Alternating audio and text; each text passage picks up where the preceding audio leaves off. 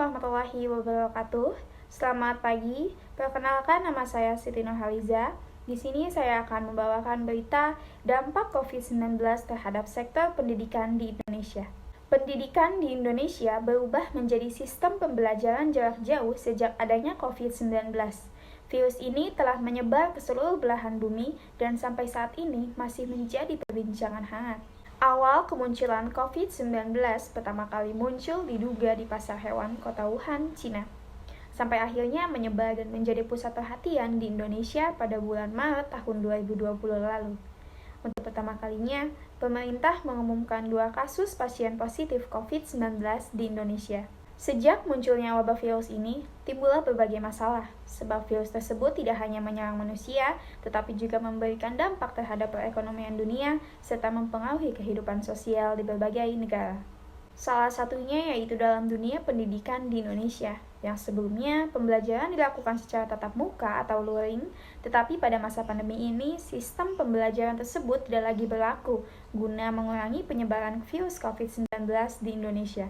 Pada awalnya, pemerintah menerapkan kebijakan berupa social distancing atau pembatasan sosial yang dilakukan di Indonesia selama 2 minggu. Pemerintah berharap dengan dilakukannya kebijakan social distancing tersebut dapat mengurangi penyebaran virus COVID-19.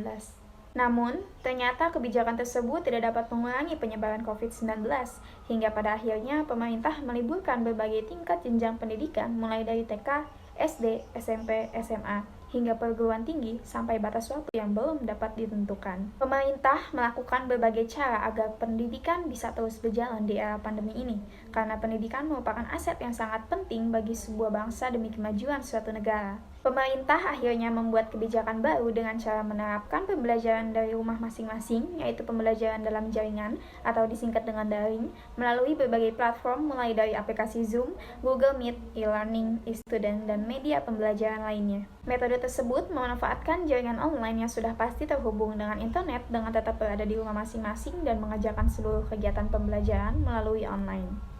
Teknik pendidikan daring tersebut dilakukan oleh berbagai tingkatan jenjang pendidikan, mulai dari tingkat TK, SD, SMP, SMA, sampai perguruan tinggi. Dalam pembelajaran daring, biasanya para siswa dan mahasiswa dituntut agar lebih kreatif.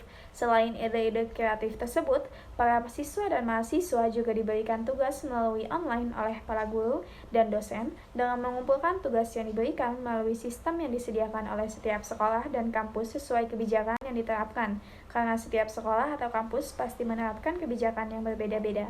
Pada awal mula diberlakukannya pembelajaran daring di Indonesia, para siswa dan mahasiswa mengalami beberapa kesulitan, mulai dari gaptek atau gagap teknologi, kendala internet, kendala jaringan di beberapa daerah terpencil, susahnya sinyal, pembengkakan biaya kuota, kurang paham dengan beberapa mata pelajaran yang bersifat praktek dan menghitung. Selain itu, keluhan dari para wali murid pada tingkat TK dan SD pun muncul karena telah menambah beban mereka untuk mengawasi dan mendampingi anaknya dalam proses pembelajaran.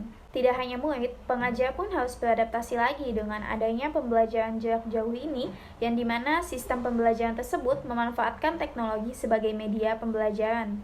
Oleh sebab itu, kita patut mengapresiasi kerja keras para guru dan dosen, karena dengan adanya perubahan metode pembelajaran dari luring menjadi daring, tentu bukanlah hal yang mudah, apalagi perubahan tersebut terjadi secara tiba-tiba dan belum ada persiapan sebelumnya. Namun, seiring dengan berjalannya waktu, masyarakat sudah terbiasa dan harus menerima serta mendukung adanya kebijakan yang telah dibuat oleh pemerintah dalam dunia pendidikan. Sebab pada masa pandemi ini, sistem pembelajaran daring merupakan langkah yang paling tepat untuk mengurangi penyebaran COVID-19. Menurut saya, dalam sistem pembelajaran jarak jauh yang dianjurkan pemerintah masih banyak kendala, seperti kendala pada jaringan, susahnya untuk memahami materi yang diterima atau ditangkap oleh siswa maupun pelajar, dan banyak keluhan seperti diberikannya tugas yang banyak. Namun, di samping itu, terdapat sisi positif dalam sistem pembelajaran daring. Salah satunya yaitu orang yang tadinya tidak mengerti menggunakan teknologi seperti handphone atau laptop, jadi mengerti semenjak diberlakukannya pembelajaran daring, serta work from home karena masyarakat di Indonesia diharuskan untuk menggunakan teknologi. Baik, sekian berita yang dapat saya sampaikan. Terima kasih. Wassalamualaikum warahmatullahi wabarakatuh.